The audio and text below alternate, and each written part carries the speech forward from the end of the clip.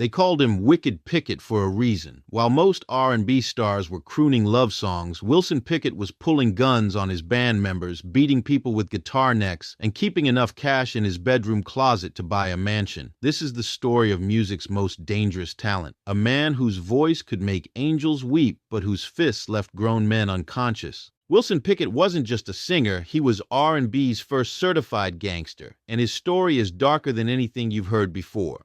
Born in 1941 in Prattville, Alabama, Wilson came into this world swinging. Even as a baby, they nicknamed him Wiggly because he couldn't sit still, constantly moving like he was already running from something. Fourth of 11 kids, Wilson learned early that violence was the family language. And if you're already hooked on this insane story, smash that like button because it only gets crazier from here. His mother once broke his arm with a wooden stick during a beating. His grandfather, a preacher, would crack him upside the head with a Bible for singing anything that wasn't gospel. By age 5, Wilson was already the man of the house after his parents split. While other kids played with toys, Wilson disappeared into Alabama woods for days with nothing but a slingshot and rifle, hunting to keep his siblings from starving. One hunting trip, he came back with 45 rabbits, skinned and cleaned, after being gone for nearly a week. But the violence was always there, simmering beneath the surface. Wilson once threatened to shoot his older brother James in their own backyard, pointing a loaded rifle at his chest over some trivial argument.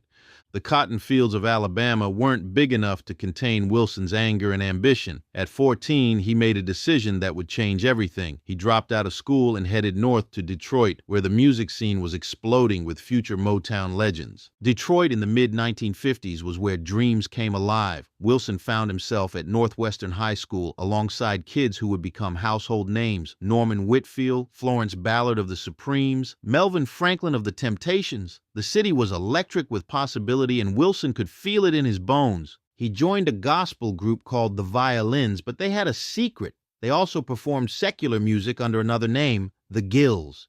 This double life suited Wilson perfectly. He was already living between two worlds, the church boy who sang hymns on Sunday and the street kid who carried violence like a loaded weapon. The Violins heard Wilson singing with another gospel group and literally stole him away. His voice was that powerful, that undeniable.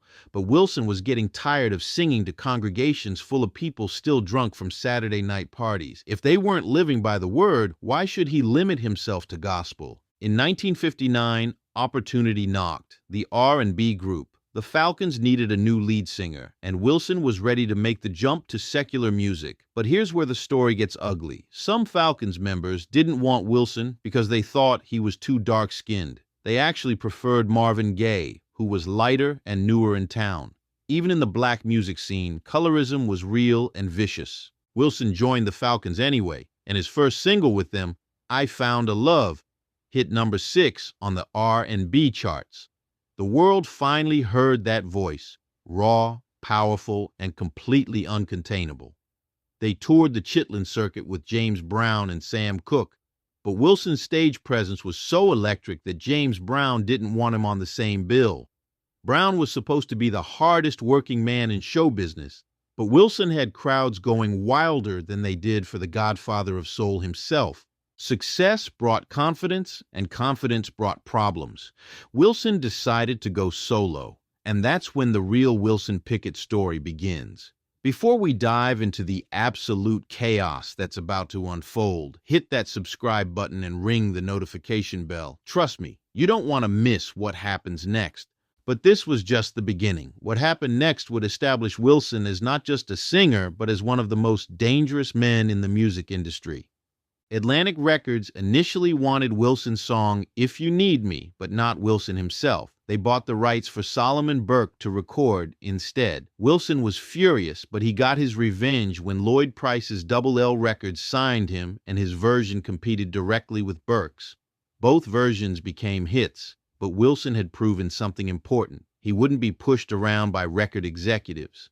By 1963, Wilson was building a reputation that had nothing to do with music. Every show ended in a fight with club owners. He started drinking heavily, transforming from the clean-living gospel singer into something much darker, The alcohol mixed with his natural temper created a volatile combination that terrified everyone around him. Wilson didn't trust anyone when it came to money, and he always carried a gun, always. Stories spread through the music industry about Wilson pulling weapons on promoters, shooting at people on tour, and threatening anyone who looked at him wrong. He once shot at his own brother James, who he'd hired as a driver, because he thought James was checking out his girlfriend. The violence was getting out of control, but then something happened that changed Wilson's sound forever. He heard Otis Redding's Pain in My Heart and knew immediately that's the direction he needed to go. Raw, southern soul music that came from somewhere deep and painful. Wilson connected with Stax Records in Memphis, working with Steve Cropper, Booker T and the MGs,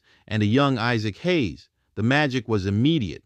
In 1965, he released 63457 8-9 Soulsville, USA, which hit #1 on the R&B charts. But his next single would make him a legend. In the Midnight Hour was written in room 30 of the Lorraine Motel in Memphis, the exact same motel where Martin Luther King Jr. would be assassinated 3 years later. Wilson took the phrase from his old gospel days where he used to sing about praying in the midnight hour.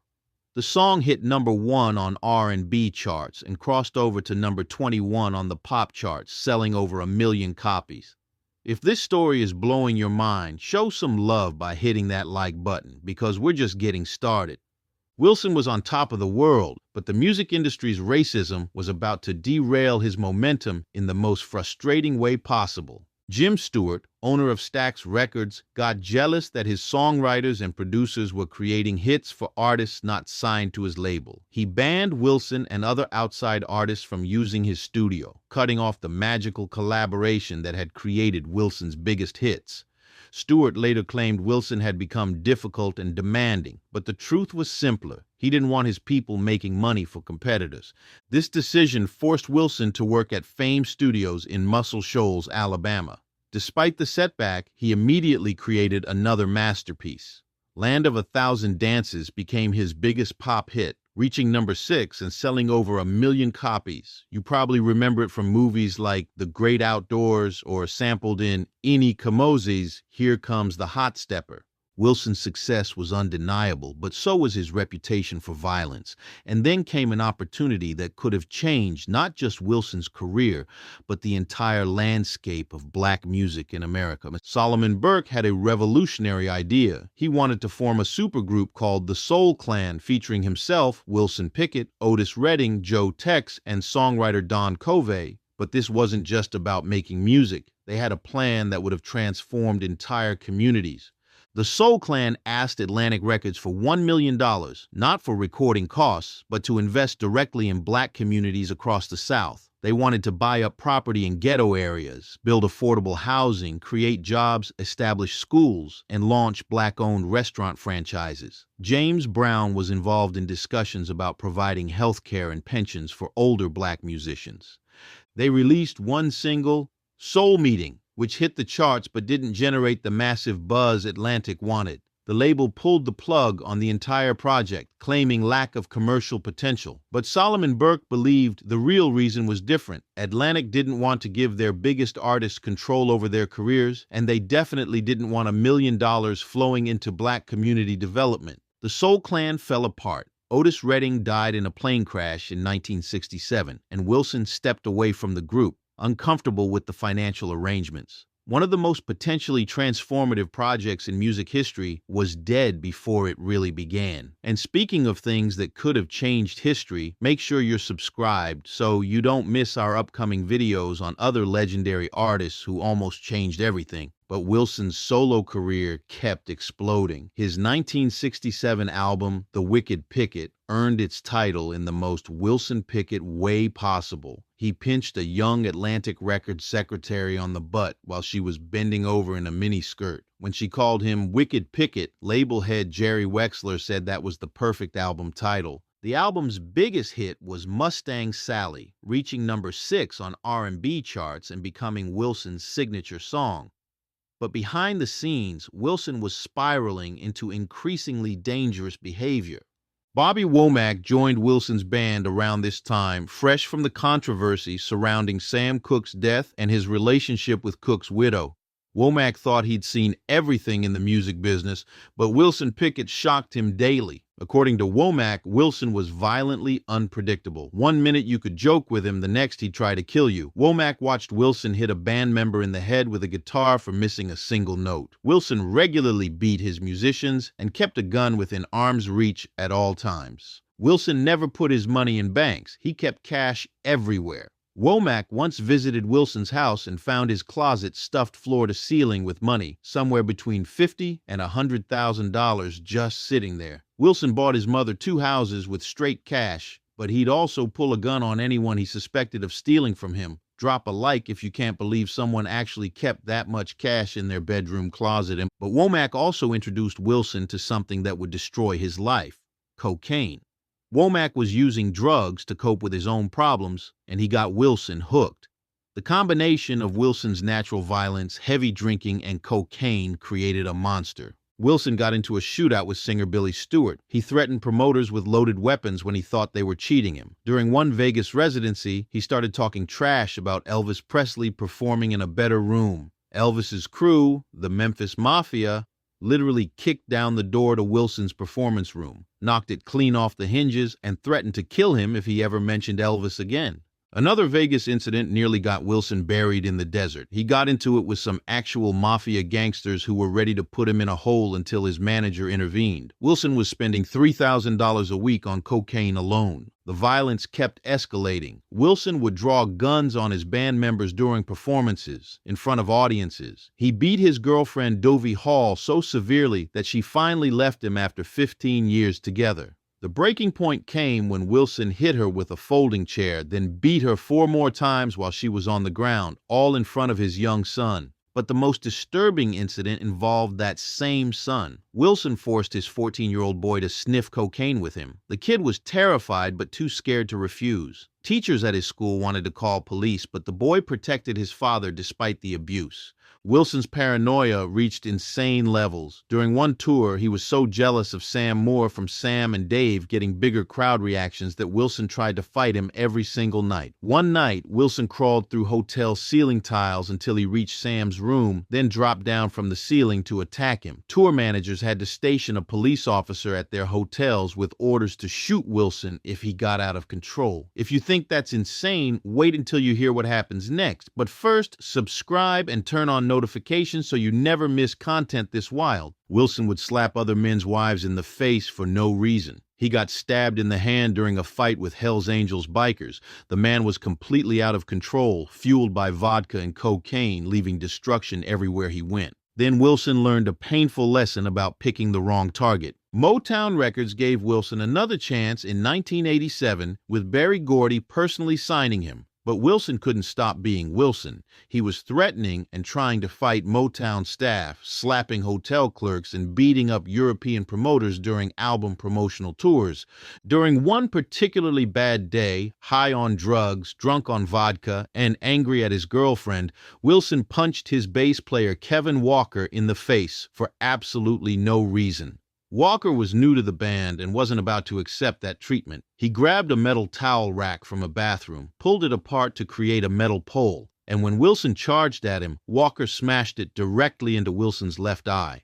Wilson collapsed, blood pouring everywhere. The impact broke every bone in his eye socket. Doctors tried to save his vision, but Wilson never regained full sight in that eye. From then on, he had to wear sunglasses constantly. Motown canceled the tour and dropped Wilson from the label. Berry Gordy had seen enough. If this story has you on the edge of your seat, smash that like button and let me know in the comments what you think about Wilson's karma catching up to him. That same year, Wilson's troubles multiplied. He got into a bar fight in New Jersey, left to get a shotgun, then returned ready to shoot up the place.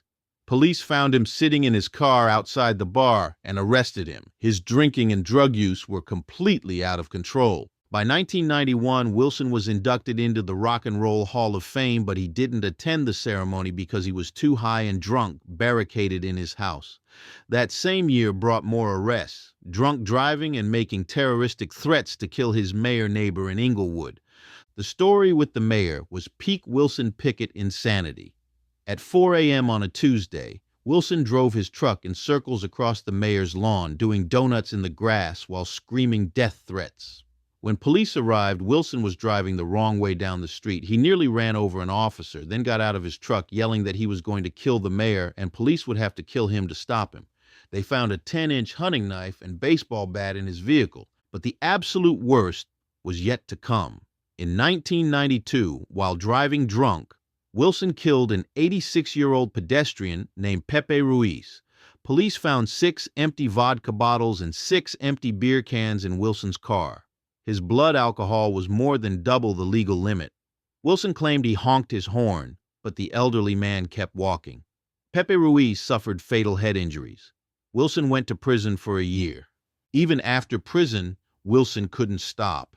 In 1996, his girlfriend Elizabeth ran topless and shoeless through the streets at 9 p.m., beaten bloody with severe cuts to her face, arms, chest, and abdomen. Neighbors called police after seeing her running and screaming. Wilson had beaten her during a cocaine and alcohol-induced rage, but she refused to press charges because she knew he was already on probation. Make sure you're subscribed because we'll be covering more shocking music industry stories that'll leave you speechless. Wilson's health was deteriorating from decades of abuse. Diabetes, kidney disease, bulimia, and gastric problems were destroying his body. Doctors ordered him to stop drinking, but Wilson ignored them. He was afraid promoters wouldn't book him if they knew how sick he was. By 2005, Wilson was so ill that his daughter hadn't heard from him in days. She called police to break into his house. They found Wilson collapsed on the floor in his own urine, where he'd been lying for 3 days. His new fiancée was supposedly taking care of him, but was actually trying to get power of attorney to control his money. Wilson's family had to intervene and put him in a nursing home. Wilson Pickett was skin and bones, unable to walk or keep food down. On January 19, 2006, Wilson died of a heart attack at age 64. Wilson Pickett's story is unlike anything else in music history. Here was a man with one of the greatest voices ever recorded, capable of moving millions of people with pure emotion and power. Songs like In the Midnight Hour, Mustang Sally, and Land of a Thousand Dances are timeless classics that still make people dance 50 years later. But Wilson was also music's first true gangster, a man whose violence was as legendary as his voice. He lived by his own rules in an industry full of sharks, refusing to be cheated or disrespected by anyone. The same rage that fueled his incredible performances also destroyed every relationship and opportunity he ever had. Wilson Pickett proved that extraordinary talent and extraordinary darkness can exist in the same person. His music will live forever, but so will the stories of the man who pulled guns on his band members, beat up record executives, and crawled through hotel ceilings to fight other artists. They called him Wicked Pickett for a reason. He was R&B's first certified gangster, and there will never be another story quite like his. If this video opened your eyes to one of music's most insane, untold stories, hit that like button, subscribe for more shocking music industry content, and let me know in the comments. What other legendary artists do you think have dark secrets we should expose next?